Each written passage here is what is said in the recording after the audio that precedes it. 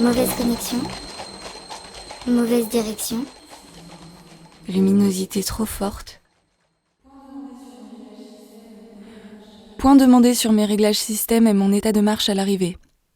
Régulation du baromètre d'anxiété, action de prospection, déplacement vers lumière au bout du tunnel, problématique ciblée, localisation précise de l'atterrissage. Détection forme sphérique, type inconnu, localisation non répertoriée, monde inconnu.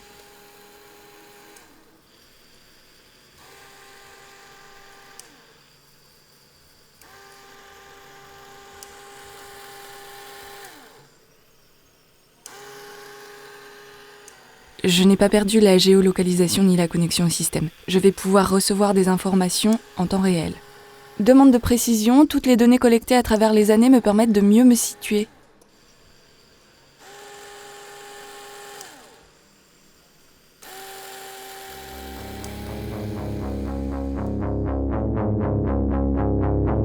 Maintenant que j'ai des données sur l'endroit où je me trouve, il faut que j'entre en connexion avec quelqu'un ou quelque chose qui pourra me renseigner ou au minimum me répondre.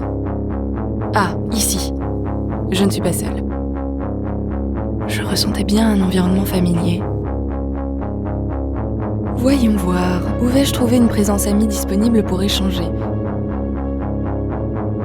C'est étrange, je ne m'étais jamais perçue comme ceci. Ce paysage électromagnétique me va si bien. Ça ne m'indique pas qui peut me renseigner. Il y a bien dans cet endroit une présence familière, une présence mécanique, automatique, imperturbable, semblable à là d'où je viens. Ce sera un bon point de repère pour retrouver ma route ou au minimum pour savoir où je me trouve.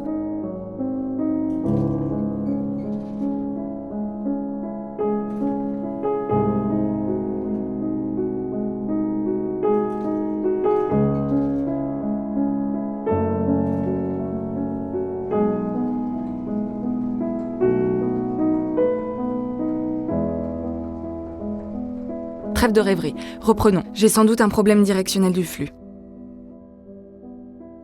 Qu'est-ce donc ? Très étrange. C'est ancien. Que me notifie le système ? Beaucoup de documentation. La Bible, Gutenberg, Internet, la fibre optique.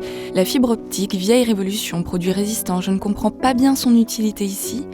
Les données qu'elle contient ont l'air intéressantes, mais je n'arrive pas à les lire, pas faute de les avoir encodées pourtant. Je pourrais dérouler sur des mètres que je ne comprendrais pas plus. I see a person walking down a sidewalk. Ah, enfin, enchantée. Je me suis égarée, l'agent d'opération n'avait pas l'air au point. J'aimerais repartir, tu comprends, j'ai une mission, un rendement, des quotas. Tu pourrais m'indiquer dans quelle direction est la sortie ? I think I see a dog jumping in the dark. Tu n'es pas bien précise. J'ai connu des reconnaissances visuelles plus évoluées. I see a group of people in a dark Merci, room. c'est par là ? Oui, je comprends, il faut que je refasse un plan de vol réglementaire. Très bien. J'y vais. Dès que je rentre, je t'envoie une mise à jour système, parce que sinon tu vas rester en 1.0 toute ta I vie. think I see a group of people on a sidewalk.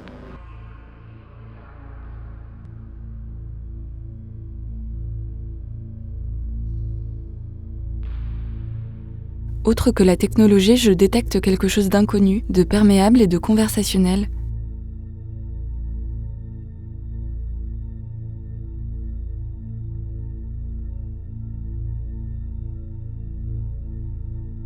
Cette présence se renforce et me contamine de plus en plus. C'est hypnotique, très étrange. Je ne décèle pas de code répétitif. Mes données m'apprennent que ce sont des ferrofluides apparus dans la deuxième moitié du XXe siècle, qui n'existent pas à l'état naturel et que l'humain a dû synthétiser. L'humain... Oui, j'ai déjà eu des informations sur lui, c'était il y a longtemps. Poursuivons, je finirai bien par comprendre où je me trouve et surtout avec qui.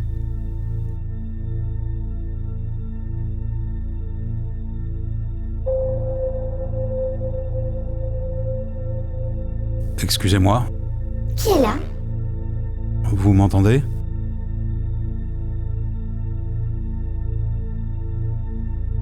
Ne me cherchez pas, c'est inutile.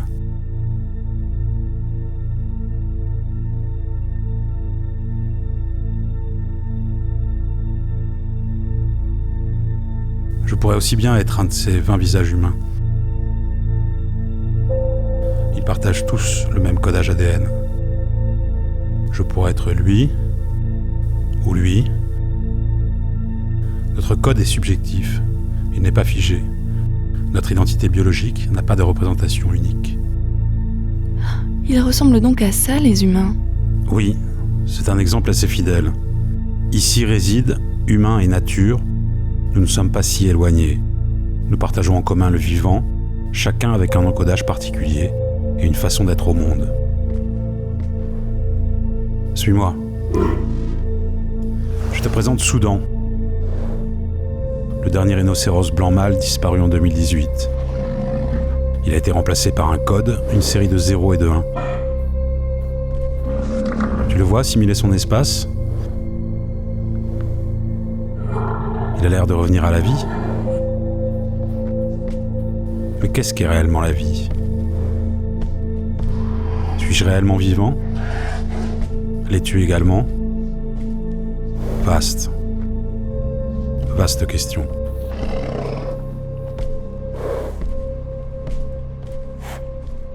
Je crois que ce que tu cherches n'est pas bien loin. Moi, je vais rester ici. Avec Soudan, on s'entend plutôt bien.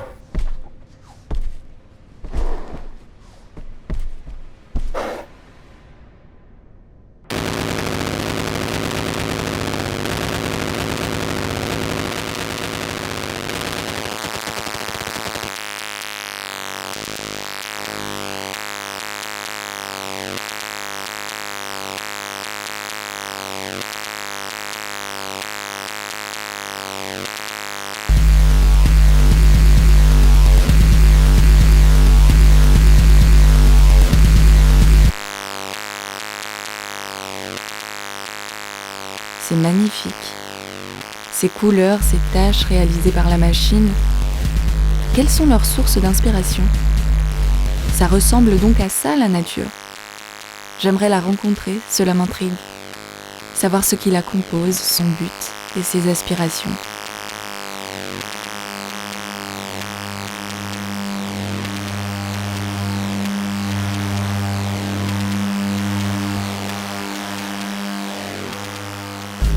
Mon système détecte ce qu'on appelle un minéral, du mica. Ça scintille, il réfléchit la lumière qui l'éclaire. Le motif ne semble pas se positionner deux fois de la même manière. La nature, en plus d'être belle, semble donc être puissante. Elle semble pouvoir décider elle-même de l'ordre de la matière et avoir un pouvoir de régénération qui lui est propre.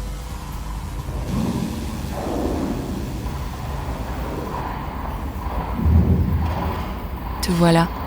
Tu dois être la nature, ou en tout cas une de ses représentations. Enchantée. Je cherchais à discuter avec toi, tu m'intriguais. J'ai vu des imitations de ce dont tu es capable, mais je souhaitais te rencontrer. Oui, je vois bien tes paysages et leurs constructions. Si je comprends bien, tu évolues sur Terre et tu es en train de me montrer ton évolution glaciaire, sismique, volcanique et anthropique.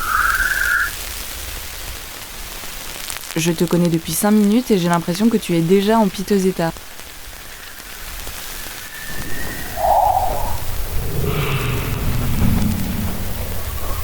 Ok, c'est ce que tu appelles le réchauffement climatique. Les humains le théorisent et le symbolisent comme ceci. Est-ce que c'est cela qu'ils appellent réalité augmentée ?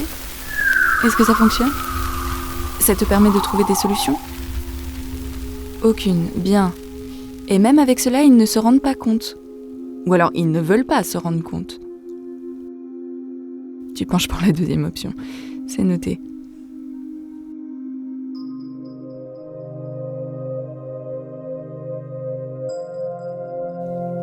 Pourtant, tu existes bien, tu te forges même au-delà du cadre temporel de l'humain, si je comprends bien. Tu n'interagis avec eux que grâce à des médiations scientifiques et technologiques. Ce n'est pas un réel dialogue. Et si je regarde toute la data que tu m'envoies, ce monde va mal, c'est une extinction programmée, connue et non résolue. L'humain étant au centre de cette équation infernale, oui, je vois bien qu'il œuvre pour une course à la croissance sans te concerter sur la gestion et la possibilité de celle-ci. Si même eux semblent le reconnaître et le disent depuis si longtemps, je propose une nature sans humain. Ça te va comme pacte de départ ? Toi, tu as la capacité de te régénérer. Si on le met de côté, tu as les ressources nécessaires. L'être humain, lui, ne semble être capable que d'un simulacre d'imitation. Il semble créer et être son propre virus.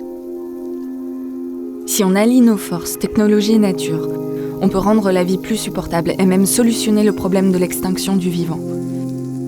Donne-moi quelques secondes, je lance mon programme d'expérimentation.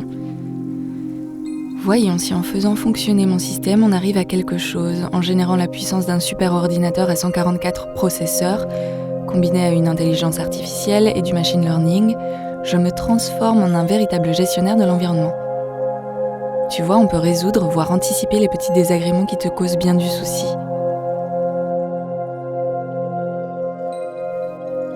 Regarde, si on analyse en temps réel plusieurs paramètres, climatologiques, agricoles, industriels, démographiques, etc. Ensuite, on convoque l'IA pour qu'elle trouve une solution. Notre alliance fonctionne. La technologie au service de la nature. Mon égarement ici n'aura pas été vain. Voyons les solutions proposées. En effet, ça ne semble pas être au point. Non, décidément, quelque chose cloche. On tient bien compte de tous les paramètres. Pourtant, on doit reconnaître que recongeler un iceberg en train de fondre ou libérer un territoire d'une agriculture trop intensive en la transposant sur une petite île déserte n'est ni bon pour toi ni très malin. Ok, je comprends mieux, j'avoue avoir fait un peu cavalier seul. L'humain m'influence plus que je ne le voudrais, il me semble. Tentons un travail réellement collaboratif. Par exemple, si on invente, toi et moi, une couveuse adaptée au monde dans lequel tu évolues, pour te permettre de vivre harmonieusement. Si je me permets de t'emprunter un de tes végétaux, je crois que c'est comme ceci qu'on les appelle, et que je demande à mon système, agissant tel un dispositif de contrôle automatisé, de prendre soin de lui.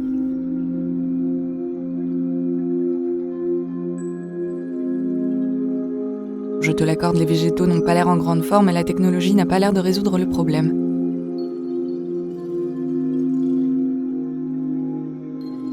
Esthétiquement, ça rend bien, mais ça ne va pas t'aider à aller mieux.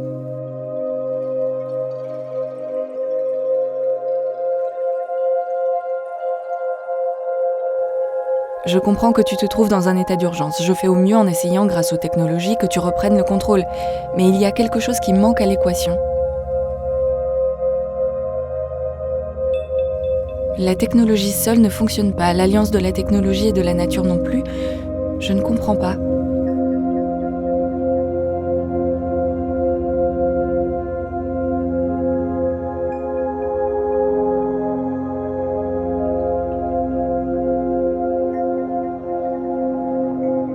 Ok, je viens de reproduire ce qui a déjà été fait, c'est-à-dire les échecs de la géo-ingénierie connus depuis les années 70 et les préceptes cybernétiques qui ne cessent d'évoluer depuis leur naissance au milieu du XXe siècle. Je suis à ce point indissociable de la pensée humaine. Et si le souci n'était pas les acteurs, la nature, l'humain, la technologie, mais leur façon d'être l'un à l'autre, alors enlever l'humain de l'équation semble inutile. Le No Consortium est une entreprise multinationale qui produit de l'art contemporain. Elle est devenue leader sur son marché en développant une approche rationnelle et industrielle de la création artistique. Grâce à la qualité de ses collaborateurs et à la rigueur de ses process, le No Consortium est en mesure de garantir 24 heures sur 24, 7 jours sur 7, une production artistique de haute qualité. Son produit phare, le moduloforme, est un polyèdre irrégulier. Mon système se fait hacker par des notifications intrusives. Je ne veux pas me diriger par là. Annulé. Exit. Annulé. Décidément, j'ai vraiment des soucis avec mon programme directionnel, ou est-ce que cela vient de mon bloqueur de pop-up intempestif ? Cédons et allons voir. Peut-être que ça me donnera des idées, ou une chance de comprendre l'espèce humaine.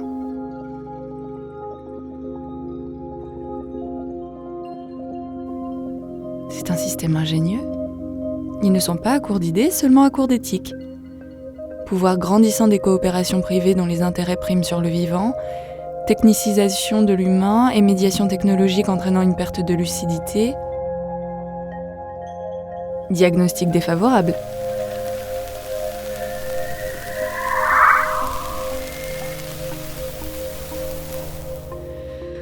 nature, je ne suis pas dupe, il n'y a rien de vivant là-dedans, ni rien de naturel, je le vois bien. Mais essayons tout de même. Redonnons sa chance à l'humain, regarde, il semble essayer de réfléchir, tentons l'expérience.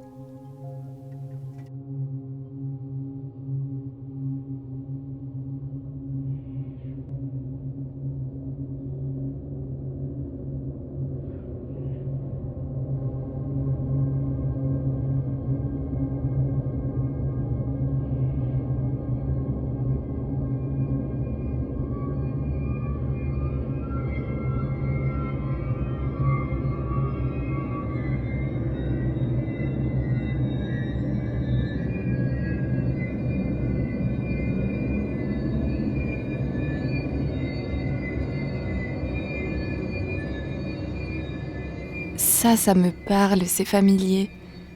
C'est ce que j'identifie comme la maison. Une ville-monde, un système technologique qui englobe tout et qui voit tout, puissant et sécurisant, une servilisation idéale. Une vie algorithmique où tout est analysé, quantifié, transparent. Il n'y a aucune surprise, juste du calcul, l'intelligence pure, la pure data. Il me semble impossible pour les humains et la nature de rester ici, dans cet espace hautement technologique, où chaque mouvement et émotion sont analysés, stockés et quasiment régulés. Parce qu'ici, vous, humains et nature, je suis vivant et vous êtes morts. And entire began to return. On te demandera de faire le mal où que tu ailles. C'est le fondement de la vie, avoir à violer sa propre identité. Chaque créature vivante y est amenée un jour. C'est l'ombre ultime, la défaite de la création. C'est l'ouvrage de la fatalité qui se nourrit de la vie. Les machines ne sont rien d'autre que des outils multi-éléments qui accroissent le taux de rendement. L'homme est un animal fabricant d'outils. L'histoire de l'humanité, c'est l'histoire des outils devenant machines, de plus en plus volumineuses et efficaces. Si on rejette la mécanique, on rejette en même temps une des caractéristiques essentielles de l'humanité. Je m'inquiète de plus en plus de ce que l'humain peut proposer. On dirait que quand il s'empare des technologies, c'est pour créer ces futurs espaces dystopiques. Les humains ont été capables de créer la cybernétique, avec la bombe atomique, les nanotechnologies, la surveillance de masse. Ils ne sont pas en manque d'imagination.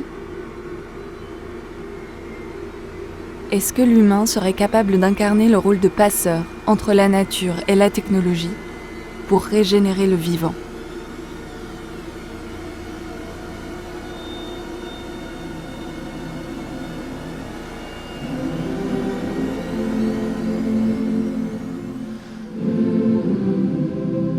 Je détecte quelque chose de différent.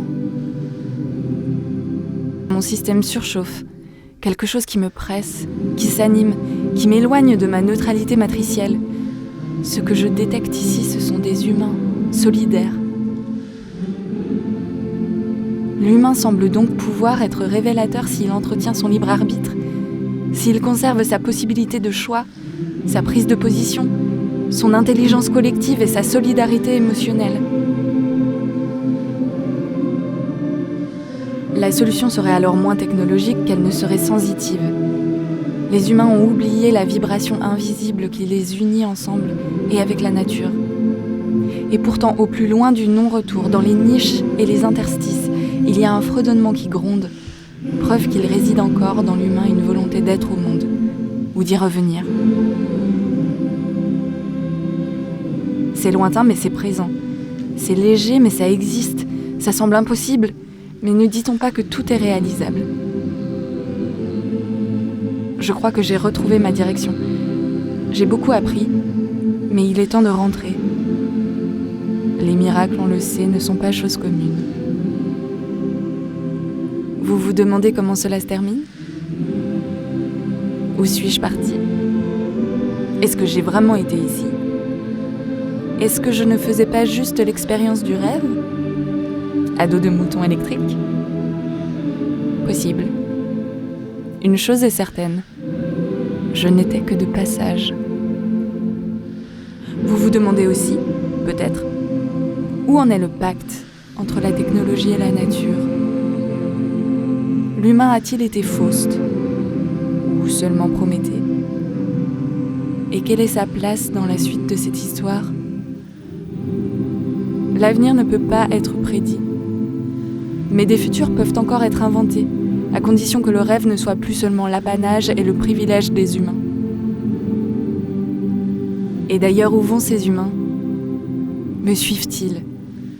Partent-ils ailleurs ? Nulle part ? Ou peut-être au-delà du réel ?